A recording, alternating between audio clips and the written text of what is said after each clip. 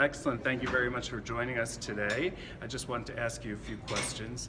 Gavi, in its almost 20 years of existence, has been successful in achieving transformative impact, both at scale and pace, in enabling access to vaccines. Can you talk to us about some key learnings? Yes, indeed. Gavi has been able to create impact that has been unprecedented. You might have heard this morning that the number of child deaths has been halved since 2000, and vaccines have played an important role in that. However, if you specifically look at the decline in child deaths because of vaccine-preventable diseases, you find there has been a 70% decline. Major gains have come from lower income countries that Gavi has supported, and this indeed is a testament to the power of vaccines and to the model that Gavi has been able to progress with countries. There are several key learnings for us here. One is the important and paramount principle of country ownership. Gavi has always believed in country taking ownership and really doing things at scale.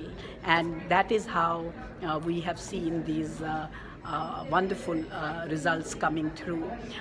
Another learning is about the power of partnerships. Gavi is a public-private partnership, and we very successfully brought together the public sector, the governments, the UN agencies, but also at the same time the vaccine manufacturing industry. As a result, we were able to be very smart in the way we do business and extremely efficient. We pooled demand from 73 countries of the world that account for 60% of the global birth cohort, and we have shaped vaccine markets in an incredible manner.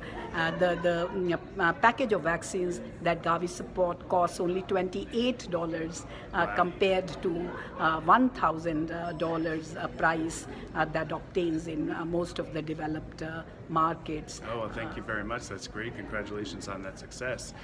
Why is it important to reach those furthest behind? So those living in the urban cities, the remote areas, and also the conflict settings with immunization. It is important to now start to zoom in on those children that we are missing, and we are starting to call them zero-dose children. Just to give you an idea, in Gavi-supported countries, every year we have 80 million children to vaccinate.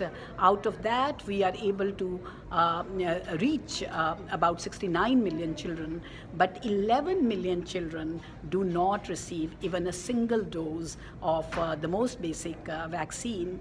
And to us, that is a marker of huge inequities, because these children belong to and live in communities that are suffering from a multitude of vulnerabilities and deprivations, and you can be rest assured that they have access to little or no services at all.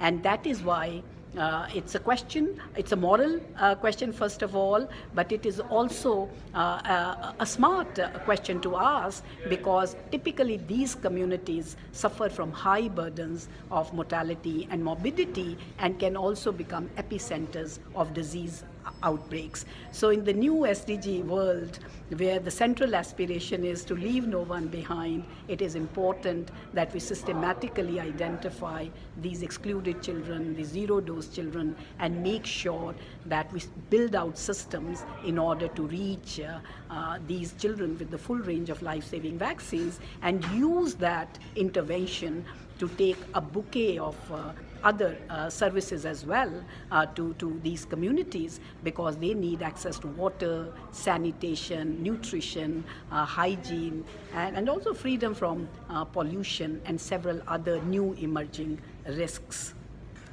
Oh, well, thank you very much. That was a very comprehensive answer, so we really appreciate your time and all that you do for women and children. Thank you so much. Yeah.